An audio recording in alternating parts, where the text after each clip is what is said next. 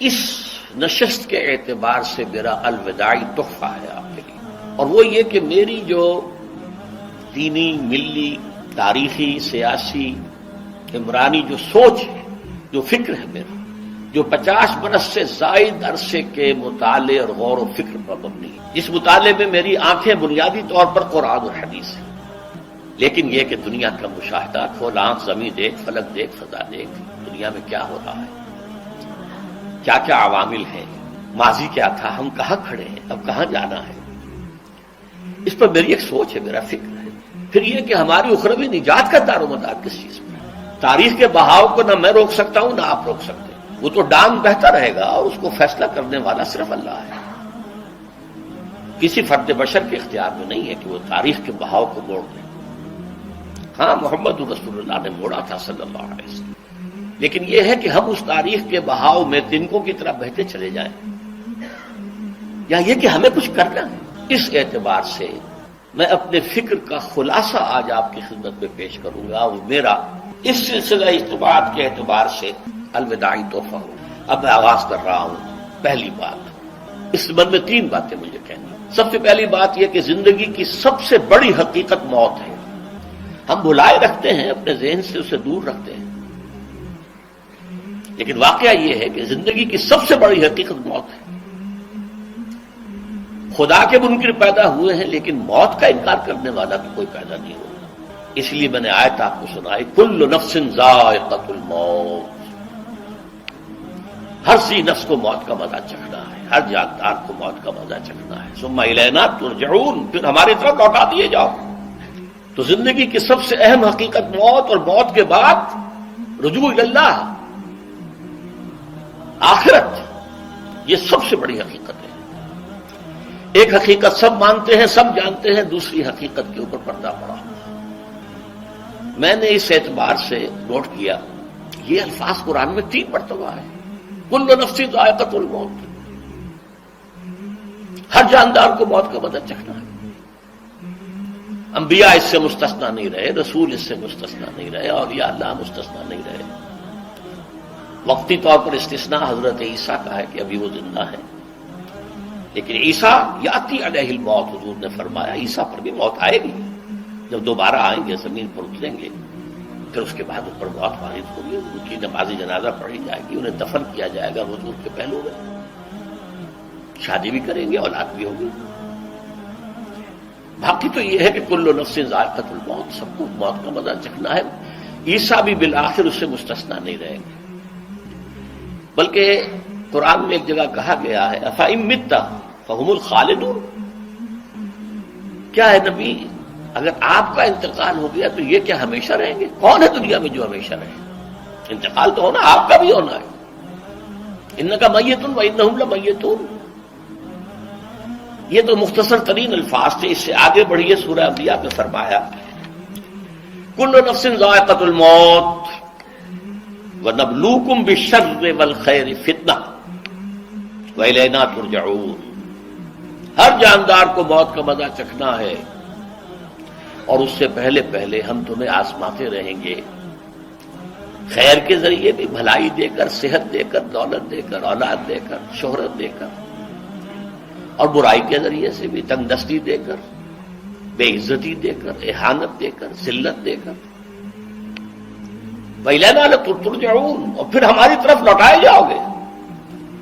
یہ وہ دوسری حقیقت جو میں نے کہا کہ جس پر پردہ پڑا ہوا ہے، بہت بڑا پردہ ہے۔ لوگ یہی سمجھتے ہیں کہ یہی دنیا کی زندگی ہے۔ قرآن کہتا ہے ان الدار الآخرۃ لہی الحیوان لو کانوا یعلمون، یہ تو آخرت والی زندگی ہے جو اصل زندگی ہے، کاش کہ انہیں معلوم ہوتا۔ اس سے بھی زیادہ تفصیل سے یہ آل عمران میں آئی آیت، کل نفس ذائقۃ الموت وَإِنَّمَا تُوَفَّوْنَ أُجُورَكُمْ يَوْمَ الْقِيَامَةِ، ہر جاندار کو موت کا مزہ چکھنا ہے، اور پھر تمہیں پورا پورا تمہارا اجر اور بدلہ دے دیا جائے گا قیامت کے دن۔ فَمَنْ زُحْزِحَ عَنِ النَّارِ وَأُدْخِلَ الْجَنَّةَ فَقَدْ فَازَ، جو کوئی آگ سے بچا لیا گیا اور جنت میں داخل کر دیا گیا، وہ تو کامیاب ہو گیا۔ اللہم ربنا اجعلنا منہم، اللہم ربنا اجعلنا منہم، اللہم ربنا اجعلنا منہم۔ وَمَا الْحَيَاةُ الدُّنْيَا إِلَّا مَتَاعُ الْغُرُورِ، اور دنیا کی زندگی تو سوائے دھوکے کے سامان کے اور کچھ نہیں۔ دھوکہ کس معنی میں؟ یہ تمہیں اصل زندگی سے غافل کر دیتی ہے۔ تم کہیں سفر پر جا رہے تھے، تمہارا کہیں گھر تھا، تمہیں واپس آنا تھا، تم راستے ہی میں کسی دلچسپی میں ایسے مگن ہوئے کہ گھر بار سب بھول گئے۔ یہ تو تمہارا عارضی سے سفر تھا، تم نے اسی کو اپنی منزل بنا لیا، اپنا ٹھکانہ بنا لیا، تو دھوکہ دیا اس نے تمہیں۔ ویسے دنیا کی زندگی دھوکہ نہیں ہے، بڑی حقیقت ہے، اس لیے کہ حضور نے فرمایا انما الدنیا مزرعۃ الآخرہ، یہ دنیا آخرت کی کھیتی ہے، یہاں بوؤ گے تو وہاں کاٹو گے، یہاں کچھ کمائی کرو گے تو وہاں اس کا بدلہ ملے گا۔ اس اعتبار سے دنیا بہت بڑی حقیقت ہے، ایک ایک لمحہ بہت بڑی قیمتی شے ہے، لیکن اگر یہ دنیا تمہیں آخرت سے غافل کر دے تو اس سے بڑا دھوکے باز اور کوئی نہیں۔ یہ اصل دجال ہے۔ میں نے تقریباً 60 برس کی عمر کو جب میں پہنچا تھا تو موت کا انتظار شروع کر دیا تھا۔ میرے قریبی احباب کو معلوم ہے، میں کہتا رہا، یہ بھی کہتا رہا کہ بھائی میں اپنے حصے کا کام کر چکا، جتنی صلاحیت اللہ نے دی تھی، جتنی بھی میرے اندر استعداد تھی، میں اس کو بھرپور طریقے پر استعمال کر چکا۔ دم واپسی برسر راہ ہے عزیز و اب اللہ ہی اللہ ہے، یہ میرا معاملہ رہا ہے 60 برس کی عمر سے۔ اس کے بعد اللہ نے مزید 14 برس دیے ہیں، یہ نافلۃ لک کے درجے میں کہتا ہوں، اس کا اللہ کا عطیہ خصوصی ہے، نفل ہے، ہمیشہ کہتا رہا۔ مسنون زندگی تو 61 برس ہے ہمارے حساب سے۔ علامہ اقبال کے بارے میں سنا ہے کہ رویا کرتے تھے کہیں میری عمر حضور کی عمر سے زیادہ نہ ہو جائے۔ وہ 6 مہینے کم ہی رہی ہے حضور کی، جو حضور کی عمر تھی وہی حضرت ابو بکر کی، وہی حضرت عمر کی، وہی حضرت علی کی۔ ہاں، حضرت عثمان 82 برس کے ہوئے ماشاءاللہ۔ پھر یہاں کے مجددین میں سے وہی عمر حضرت شیخ احمد سرہندی کی، وہی شاہ ولی اللہ دہلوی کی۔ ہاں، شیخ عبدالحق محدث دہلوی رحمۃ اللہ علیہ 82 برس کے ہوئے۔ لیکن یہ میں کہا کرتا تھا مسنون عمر تو 61 برس ہے، جسے ہم 63 کہتے ہیں، وہ اصل میں ہمارے حساب سے 61 بنتا ہے۔ وہ 63 قمری ہے، جو 9 دن کم ہے، قمری سال جو ہے وہ شمسی سال سے۔ بہرحال میں اس وقت سے منتظر تھا، لیکن جو بھی وقت اللہ نے دیا ہے، اللہ کا شکر ہے، وہ مفید کاموں میں لگا ہے۔ ان میں خاص طور پر میں سمجھتا ہوں کہ اللہ کا مجھ پر سب سے بڑا احسان، اور مجھ ہی پر نہیں، بہت بڑے پیمانے پر لوگوں پر جو احسان ہوا ہے، وہ میرا 1998 کا دورہ ترجمہ قرآن ہے جو کراچی میں ہوا تھا۔ 1998 کے مارچ میں میرا بڑا آپریشن ہوا، دونوں گھٹنے تبدیل کیے گئے، لیکن 98 کے آخر میں، حالانکہ میں چل نہیں سکتا تھا۔ کراچی میں مسجد جو ہے اونچی ہے، دوسری منزل پر ہے، تو خاص ریمپ بنایا گیا جس کے ذریعے میں ویل چیئر پر مجھے لے جایا جاتا تھا، میں نے درس کیا۔ اس درس کی گزشتہ چند سالوں سے پوری دنیا میں جو گونج ہوئی ہے اللہ کے فضل و کرم سے، اللہ کوئی حکمت خداوندی اس کے ساتھ وابستہ ہے۔ اس میں میرے کسی کام کو دخل نہیں ہے، میری کسی کوشش کو دخل نہیں ہے۔ میں نے تو جو درس میں دیتا آ رہا تھا سن 85 سے دورہ ترجمہ قرآن، البتہ یہ بات ضرور ہے کہ میں نے محسوس کیا تھا کہ سن 98 کے اس درس میں دورہ ترجمہ قرآن کے مجھے خصوصی انشراح حاصل تھا۔ میری ساری گفتگو کا حاصل کیا ہے؟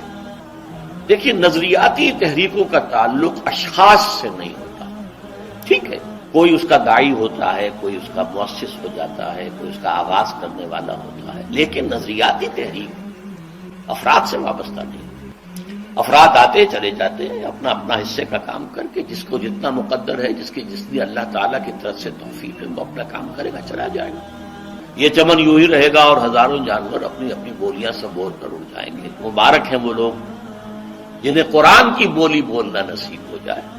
بَإِنْ يَحْسَبُ أَنِّي مِنْهُمْ، مجھے گمان ہے، اللہ کا فضل ہے کہ میں ان میں سے ہوں، میں نے قرآن کی بولی بولی ہے، اور قرآن مجید کو جیسا کہ وہ ہے ایز اٹ از، اپنے کو مذمومہ خیالات، اپنے کوئی ذہن سے زائدہ نظریات کو میں نے اس میں دخل نہیں دیا، جسے انگریزی میں آپ آبجیکٹیولی کہتے ہیں، خالص معروضی طور پر قرآن کو پڑھا، قرآن کو قرآن سے سمجھائے، یا پھر سیرت رسول سے سمجھائے۔ میں لفظ سنت کی بجائے سیرت استعمال کر رہا ہوں۔ قرآن مجسم حضور تھے صلی اللہ علیہ وسلم، اور حضور کی سیرت اور حیات جو ہے وہ قرآن مجید کی اصل تفسیر ہے. یہ حقیقت بھی بہت کم لوگوں کے علم ہے. وہ احادیث کا نام تو لیتے ہیں، احادیث بھی ہے، سیرت بھی تو احادیث ہی سے ہمیں ملتی ہے، لیکن میں خاص طور پر سنت کی حدیث کی بجائے سیرت کا اس کے بعد. قرآن کی دو سورسز ہیں، قرآن خود اور سیرت رسول صلی اللہ علیہ وسلم.